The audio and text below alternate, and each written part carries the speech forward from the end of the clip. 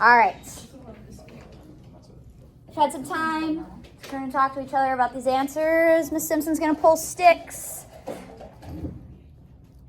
What do we got for the first one? What is the difference between thermal energy and heat? Actually, Jacob wants to answer this one. Okay. Specifically. So heat is the transfer of thermal energy, and thermal energy is the total amount of energy in a substance. So the difference is heat is just transferring it, and it's not the actual energy.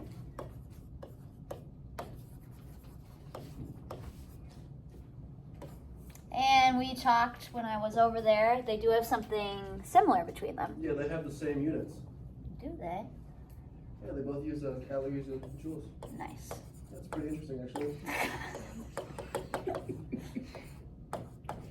I think that counts for the interesting. Yeah, I think so too. Thermal energy. That's a lot of writing. All molecules in a substance. Did we all get this? I hope so. I hope so too. Everybody feels good about this answer? I feel good about this answer. Nice work. Thank you. All right, number 2. Does temperature measure thermal energy, and how do you know? Ashley's group. Oh, okay. No, it does not Nope. measure thermal energy. And we know this because the temperature and thermal energy are like two different things, because the thermal energy is like transferring. So you can't really like measure it. It's okay, be confident. That's not that it's not true, but not necessarily what we're looking for. That's the answer. What do you got? To piggyback off that, thermal energy, it's based on mass. That's how you get the energy. Mm-hmm. And then temperature, it does come into play if they're the exact same mass, the exact same substance. Mm-hmm. Otherwise, it does not matter. That is also true. I'm happy with that as well. I like that one as well. Okay. Anytime. What What would else? be? You guys are going really in depth, which I love both of those answers. The answer I was really looking for was a little bit more surface level. Yeah, what is it? Who knows? Maybe what's the difference?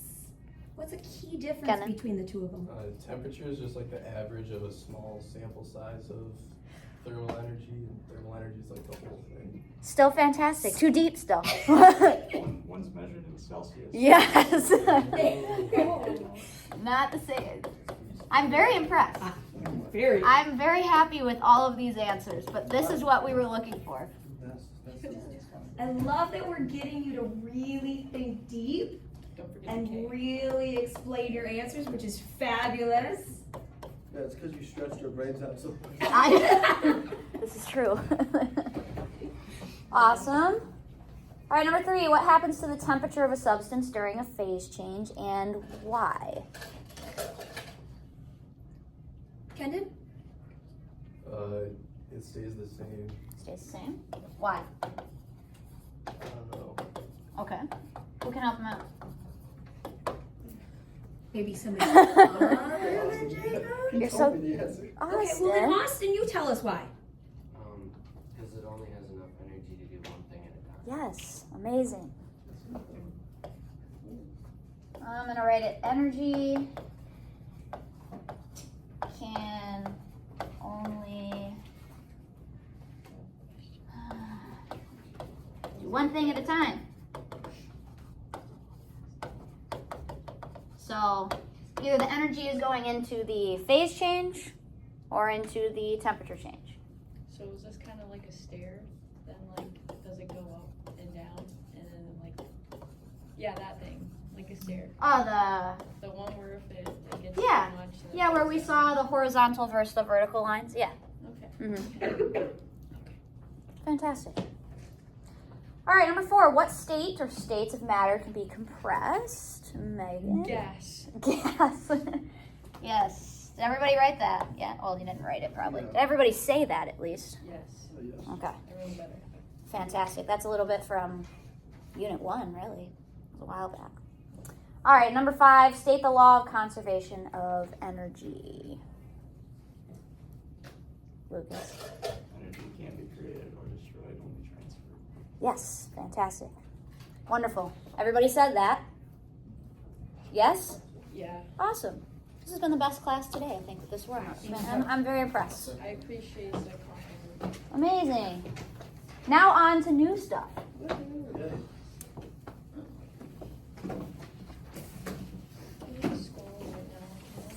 Okay, so your quiz on, you guys have your quiz Friday, is going to be on what we talked about in the warm-up, so thermal energy and phase changes, as well as what we are learning tomorrow. This information is not going to be on your quiz on Friday, just so you know. Hopefully that makes you feel better after we start to go through it.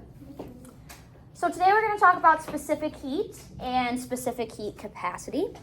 They're very, very similar, but still slightly different. Similar to some of the other terms we've already learned about. So after today, you'll be able to differentiate between the two definitions, and you should be able to identify the variables and units within these calculations. So this is actually the first of the two equations that we are going to be using in this unit. So first off, let's define both of these. So specific heat. This is really just the ability of a substance to absorb heat energy. So how likely is it to heat up? How quickly? How slowly? Pretty straightforward, I think.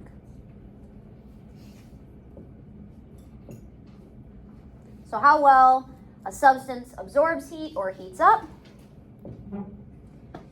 that's specific heat. Now, specific heat capacity is a little bit different. This is the quantity of heat that's required to raise 1 gram of a substance 1 degree Celsius. So this is where we're actually going to be using a quantity. So different substances have different heat, specific heat capacities. A lot of the times we're going to give that to you. There's going to be one that we're going to ask you to remember, and that one's going to be water. We'll go over that in just a second. So as you can see between these definitions here, not to be funny, but one is more specific than the other. No joke intended, but generally speaking, between the definitions, one is more specific than the other, a little more detail. All right.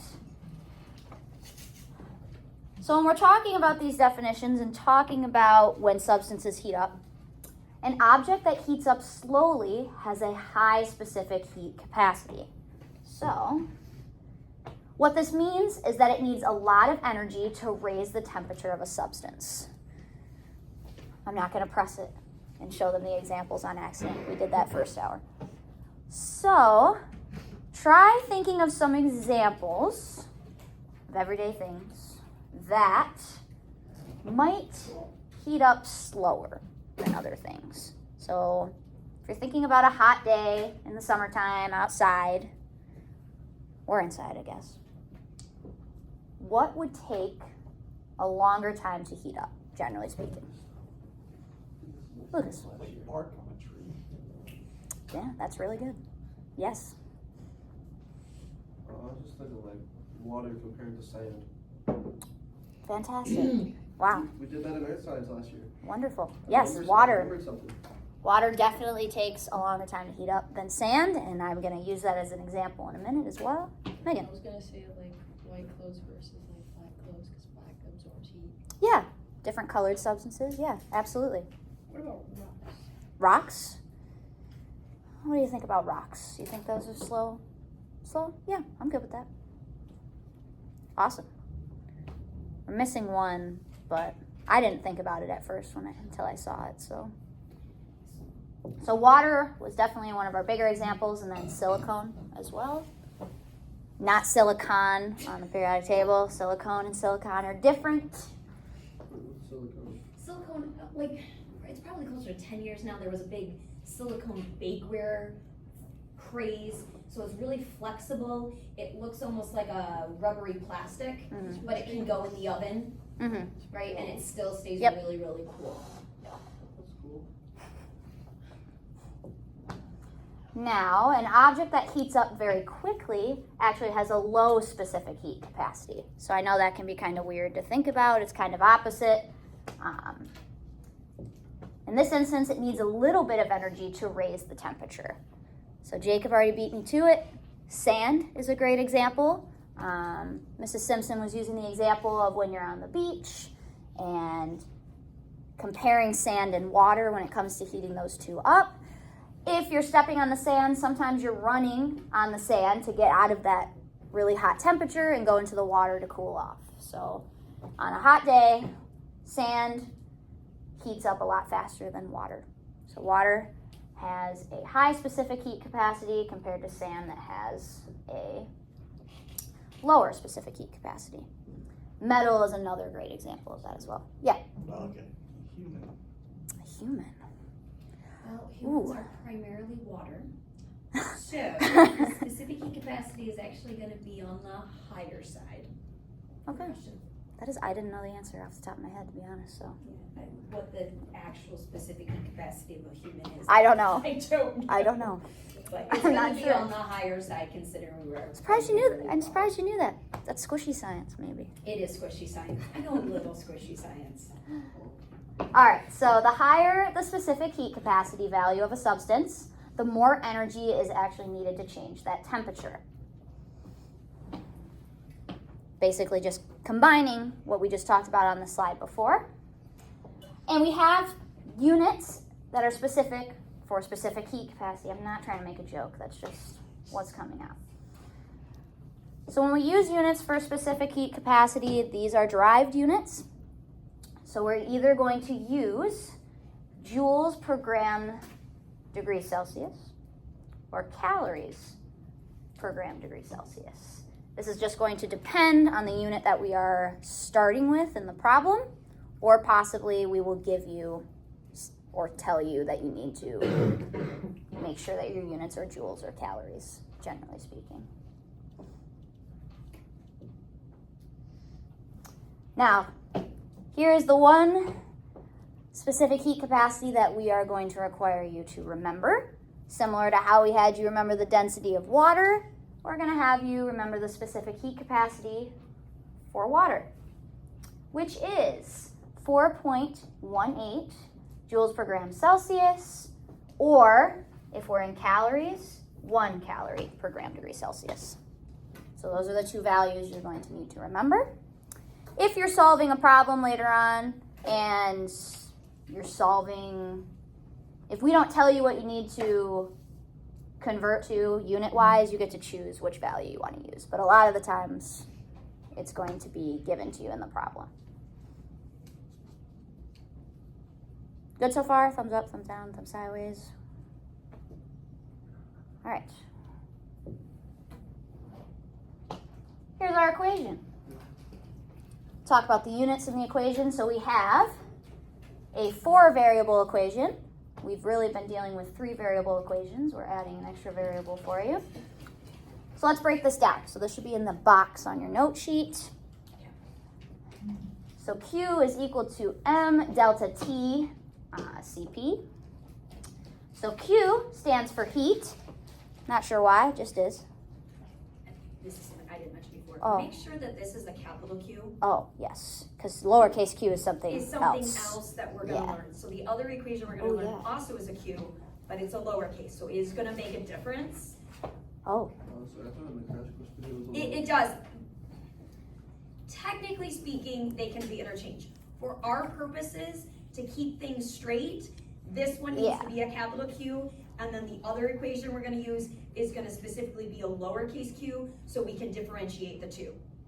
Okay. Okay? Yep. And- we'll have to tell first and Yeah, second we'll hour have to that tell first and tomorrow. second. Yep. So this one does need to be a Yes. capital Q. So Q stands for heat. Again, not sure why it's Q. Ran out of letters, I guess. I don't know. And then our units are going to be joules. I'll write it at the end. Hold on. Let me put all of these up here so that I can write on the board. Oop. All right. So as we said, it can be joules or calories. Here. Now our M, lowercase m, stands for mass. And our units are going to be grams in this class, as always. Then we have our change in temperature, which is delta T.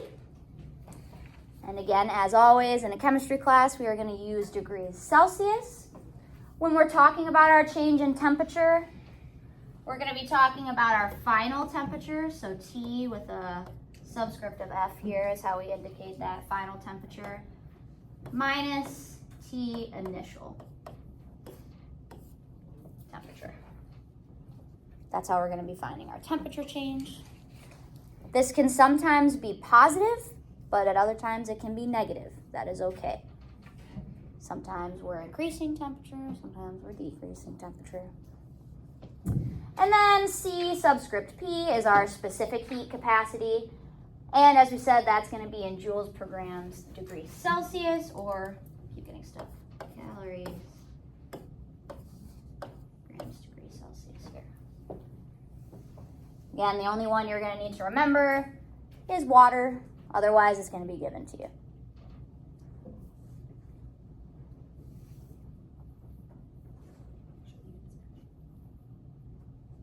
Oh, yes. Your units will need to match. So say that we give you Q and it's in joules. You need to make sure that your specific heat capacity units are also joules, and vice versa. So everything does need to match so that it cancels properly, similar to how we've done other equations as well.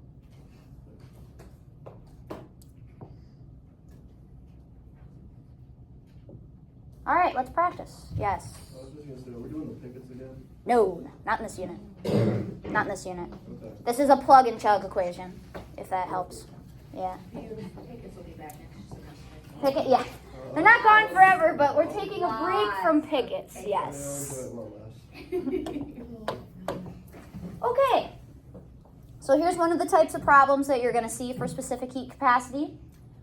So how many joules would be released from water if the temperature of 100 grams goes from 50 degrees Celsius to 30 degrees Celsius?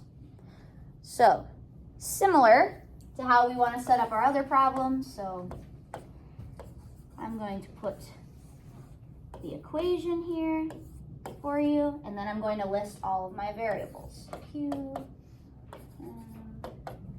change in T, and C. All right.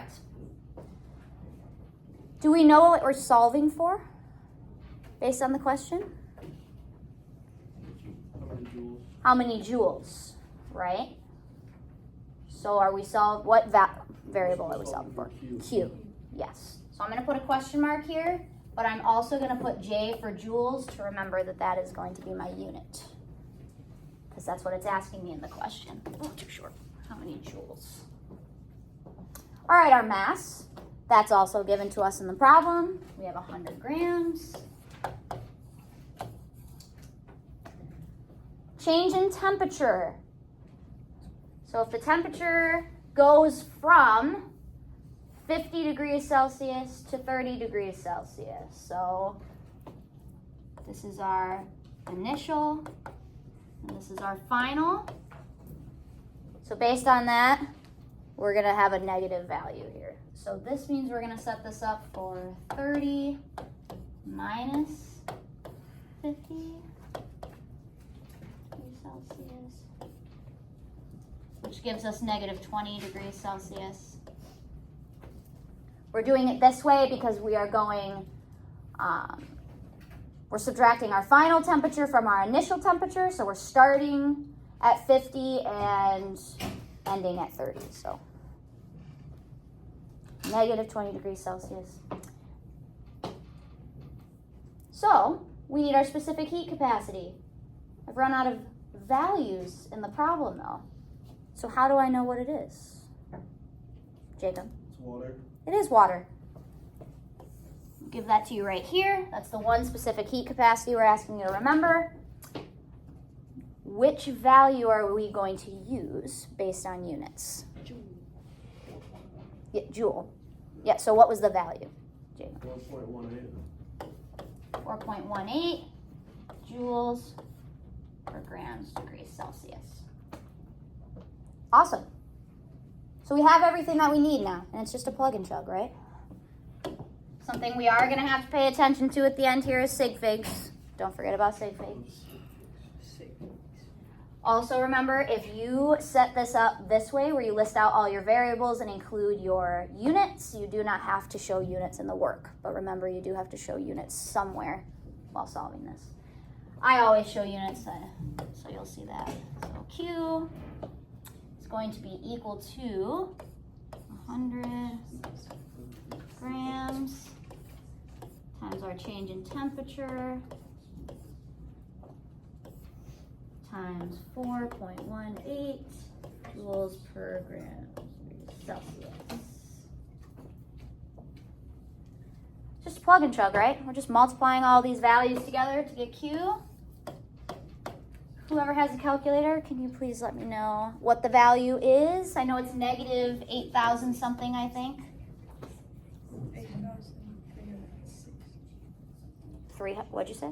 360? Yeah. And what's my unit, Ashley? Joules. Joules. So I think on your paper, the sig figs might be off. Let's just go by my sig figs for the state of practice. Do I have the correct amount of sig figs in my final answer? I think so. Think so? I Do we don't- agree, disagree? I don't think the zero matters. Right. Significant, yeah.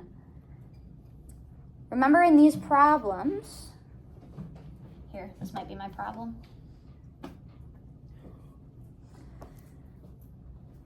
We want to go to the lowest number of sig figs that we have, which is 3.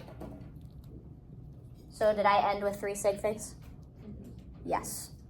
Check. Good to go. Thumbs up, thumbs down, thumbs sideways. All right. This is probably our most basic problem for you. Plug and chug.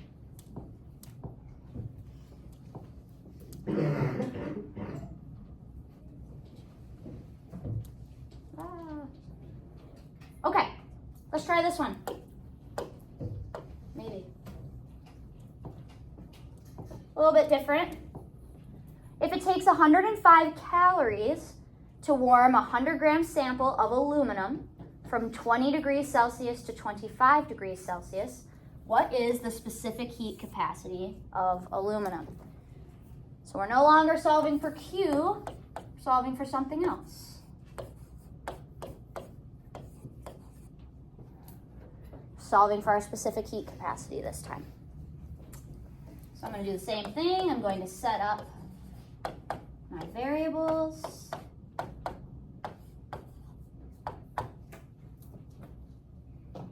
Who wants to tell me? So we're solving for CP, sorry. What are my units going to be this time? Calories, how do you know that? It's in the problem. Yes. Calories per grams degrees Celsius. Who can tell me what Q is equal to this time? I'm going to ask you guys to help me fill in the variables with units. 105 calories. Fantastic.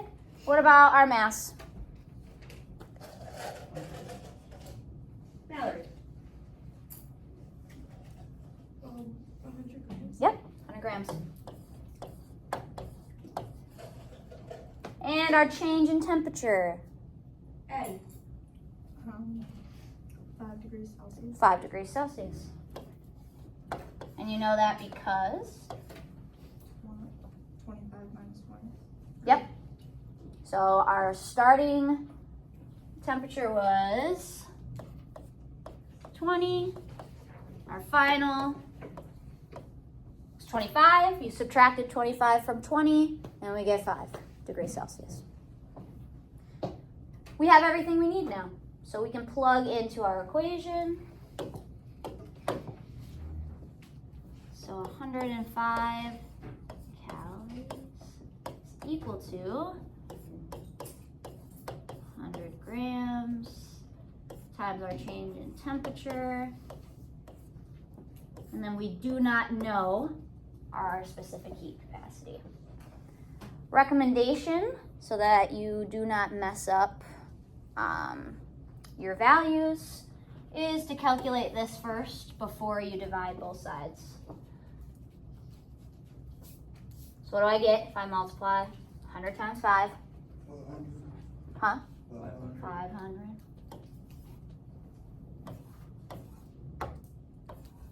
Right? Now what do I need to do? You gotta divide it with both sides by 500. You Yep. gotta get it by itself. Yes.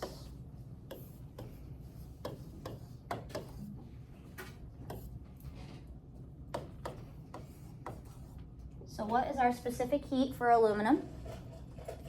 With units, please. What would it be? Would just be 0.21 calories per gram degree Celsius. Absolutely.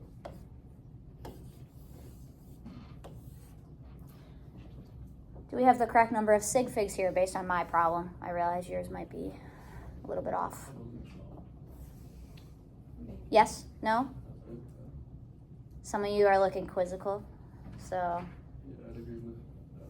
yes? Yeah. This is why. After we do our change in temperature, the amount of sig figs that we have is 2, and we want to make sure that we are at our smallest amount of sig figs, so 0.21 is accurate. So just, What? Because when we subtract, Yeah. remember, it goes to decimal places. Mhm. yeah, I'm just. Not, yeah. Sig fig rules are weird. With multiplication and division, it's the least amount, but when you add and subtract, it's decimal places to get Yeah. your sig figs. No, I was just saying, like, are you saying get rid of the 0? Does the 0 not matter in the answer? The 0 It's- point. That 0 is not significant. Yeah, that's what I thought. Yes. And again, we get that, like, multiplying the 100 times the 5. Okay, I'm just gonna tell you, in my experience, that's where the math goofiness happens. All right? So that's why we're recommending combine those two before you divide. It just eliminates more math goofiness. And we can give you points if you. If you do Goof. still have math goofiness. All right. We'll do one more really quick, and then you guys will get to practice.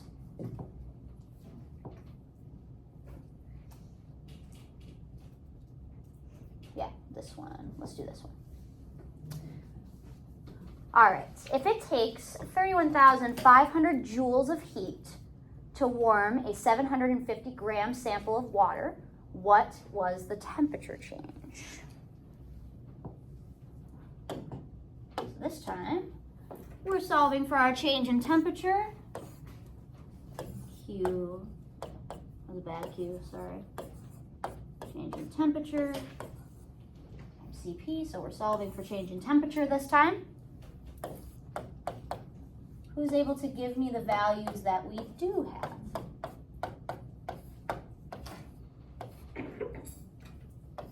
Noah, what's Q?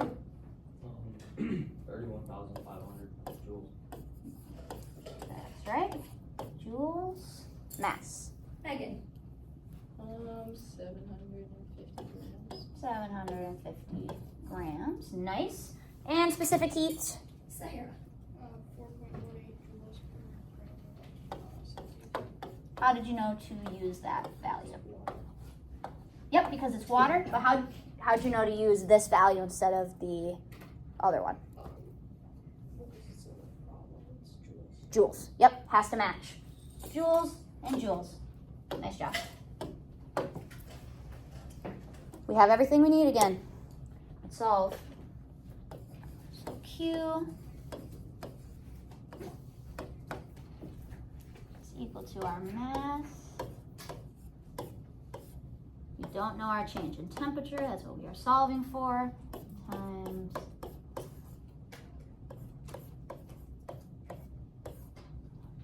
I want to do this math first. So 750 times 4.18 is what? 3,155? 35. Oh, thank you. 35. 3,135. Is that right? 3,135? Yeah. Try one more time. That was One more time. Yeah. Pretty sure it's 35. 50. Did you get that? Okay. Yes. Okay, we're giving us the wrong number. We didn't double check. Second hour. Uh-oh. Well, it's not going to be as pretty as a number anymore. That's okay. What did I say, like 3150? Mm-hmm. All right. Divide both sides. The answer will still be the same. Is it? Mm-hmm. Nice. So what's our change in temperature with proper sig figs? 10 degrees Celsius.